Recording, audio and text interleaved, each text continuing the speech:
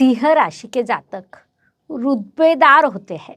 मान सम्मान, प्रतिष्ठा, अधिकार जैसी चीज़ें उनके लिए महत्वपूर्ण होती है, जिस कारण अन्य राशि के लोगों से व्यवहार करते समय, बर्ताव करते समय क्या करना चाहिए, दूसरों से व्यवहार कैसा करना चाहिए, यह समझना अत्यंत आवश्यक हो जाता है। यह आपको समझना हो तो यह वीडियो केवल आपके लिए है, उसे अंत तक देखें। नमस्कार, मैं एस्ट्रो गुरुमा डॉक्टर ज्योति जोशी आप सभी ज्योतिष प्रेमियों का हार्दिक स्वागत करती हूँ। ज्योतिष सलाह इस नई श्रृंखला की हमने शुरुआत की है। इस संकल्पना का महत्व, उसकी आवश्यकता और वह सभी के किस प्रकार उपयोग में आने वाली है, इस संदर्भ में मैंने आपको पिछले भाग में विस्तार से बताया है। अर्थात घर के, बाहर के, परिचित, अपरिचित, रोज मिलने वाले, अचानक मिलने वाले, इन सभी लोगों से कैसा व्यवहार करना चाहिए, सभी के साथ कैसा बर्ताव करना चाहिए ताकि सभी से अच्छे संबंध बने रहे और काम भी उचित पद्धति से पूरा हो जाए। उससे भी महत्वपूर्ण बात है कि किसी के साथ विवाद न हो। यह भी मैं आपको राशि के अनुसार बताने वाली हूँ। उसमें पिछले भाग में सिंह राशि के संदर्भ में मेष से कन्या राशि तक वार्तालाप किया। अर्थात सिंह राशि के जातकों ने मेष से कन्या राशि के जातकों के साथ कैसा व्यवहार करना चाहिए, किसके साथ कौन सी चीज़ों का ध्यान रखना चाहिए, किसके साथ आपके अच्छे संबंध बन सकते हैं और किसके साथ आपको संभल कर रहना होगा, ऐसे सभी विषयों पर हमने विस्तार से वार्तालाप किया। आज हम सिंह राशि के जातकों ने तुला से मीन राशि के जातकों से कैसा व्यवहार करना चाहिए, यह समझने वाले हैं। आज के भाग को अंत तक देखना न भूलें।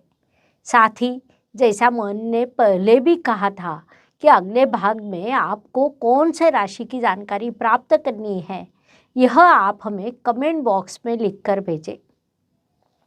जिस राशि के लिए कमेंट सबसे अधिक आएंगे, उस राशि पर हम सबसे पहले वीडियो बनाएंगे। यह जानकारी आपको अच्छी लगे तो उसे लाइक एवं शेयर करना ना भूलें ताकि दूसरों तक पहुंच पाए।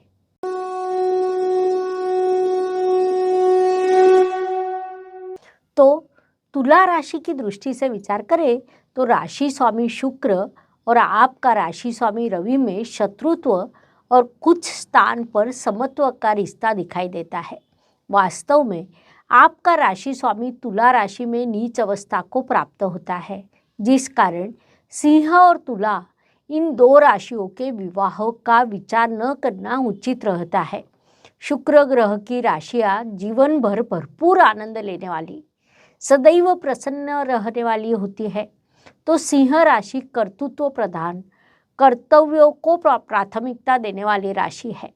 तुला राशि वायु तत्व की है, जिस कारण भौतिक चीज़ें, भौतिक जीवन उसके लिए अधिक महत्वपूर्ण होता है।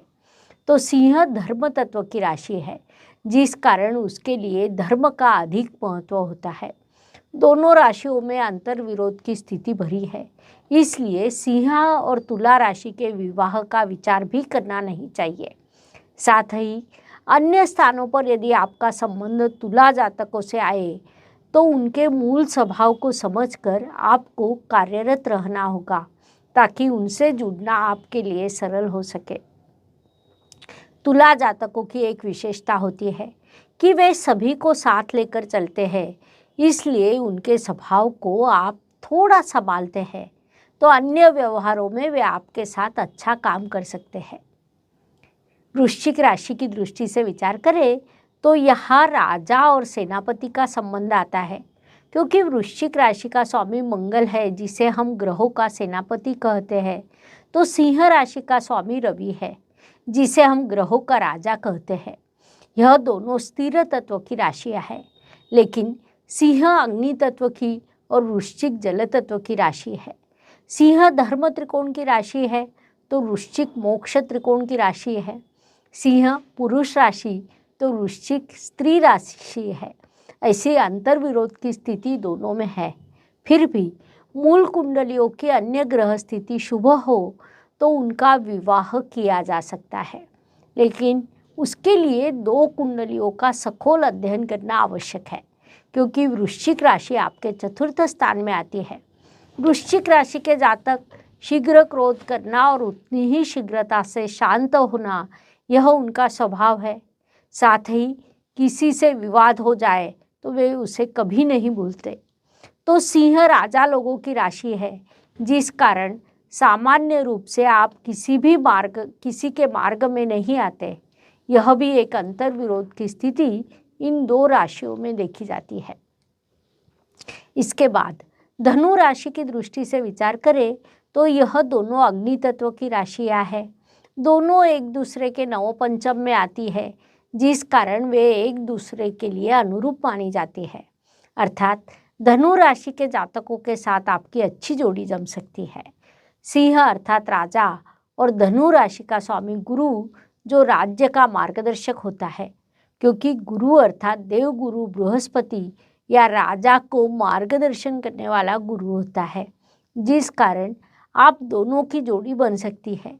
विवाह के लिए भी इस जोड़ी को प्राथमिकता दी जाती है। अन्य दृष्टि से भी आप कई सकारात्मकता होती है, अर्थात दो भिन्न राशि होने के कारण स्वभाव में थोड़ा अंतर अवश्य होता है। धनु द्विस्वभाव राशि होने के कारण उन्हें निर्णय लेने में समय लगता है, तो सिंह राशि शीघ्र निर्णय लेती है, उस पर दृढ़ रहती है। यह एक अंतर्विरोध की स्थिति छोड़ दी जाए तो आपकी कई चीज़ें समान होती है। आप कर्म प्रधान है, कर्तव्यों की पूर्ति आपके जीवन का लक्ष्य होता है।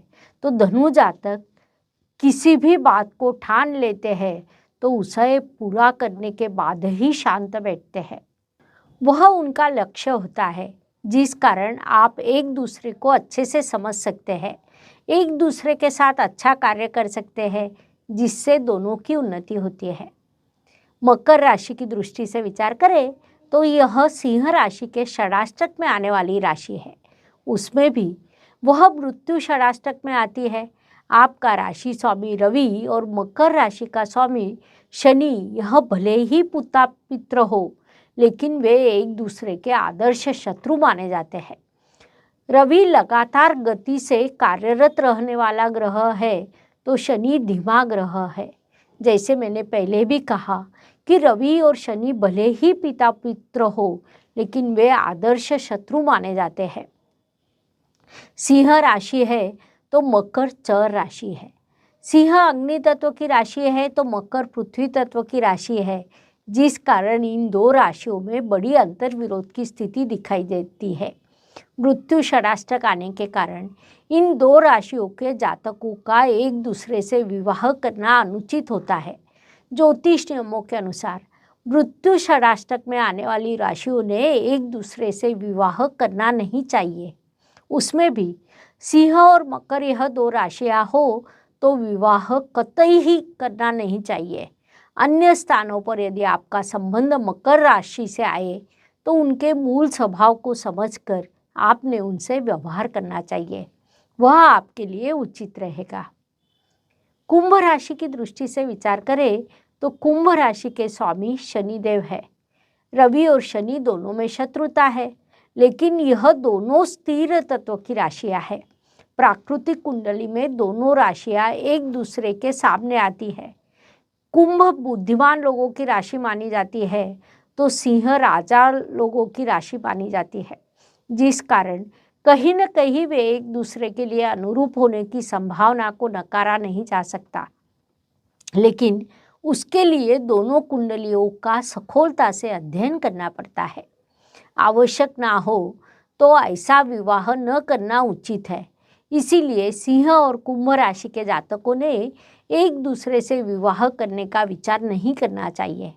अन्य व्यवहार करते समय एक बात मुख्य रूप से ध्यान में लेनी है कि कुंभ जातक बुद्धिमान है।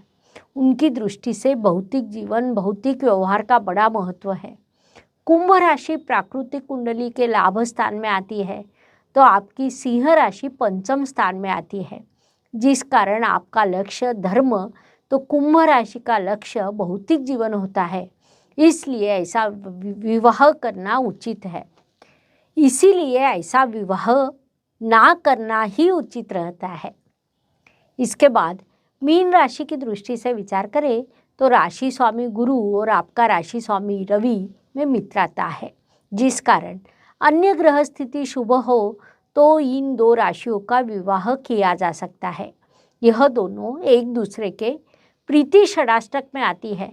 प्रीति षडाष्टक में क्या होता है कि झगड़े होते हैं, विवाद भी होते हैं, लेकिन कहीं न कहीं एक दूसरे को संभाल भी लिया जाता है। यहाँ प्रेम की मृत्यु होने की संभावना अधिक रहती है, इसलिए ऐसे विवाह को टाला जाता है या वैसी सलाह ज्योतिषियों से दी जाती है।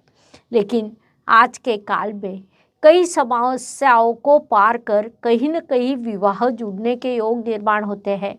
इसलिए यदि अन्य चीज़ें अनुरूप हो, अन्य ग्रह स्थिति शुभ हो तो विवाह भी किया जाता है। मीन संवेदनशील राशि है।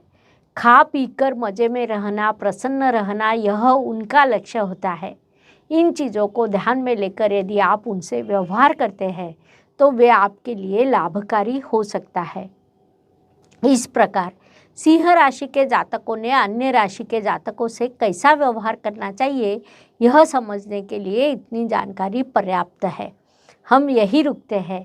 साथ ही जैसा मैंने पहले भी कहा कि अगले भाग में आपको कौन से राशि की जानकारी प्राप्त करनी है, वह आप हमें कमेंट बॉक्स में लिख कर भेजें। जिस राशि के लिए कमेंट सबसे अधिक आएंगे उस राशि पर हम सबसे पहले वीडियो बनाएंगे। यह जानकारी आपको अच्छी लगे तो लाइक शेयर करना ना भूलें ताकि दूसरों तक पहुंच पाए। धन्यवाद। शुभम भवतु। जय ज्योतिष।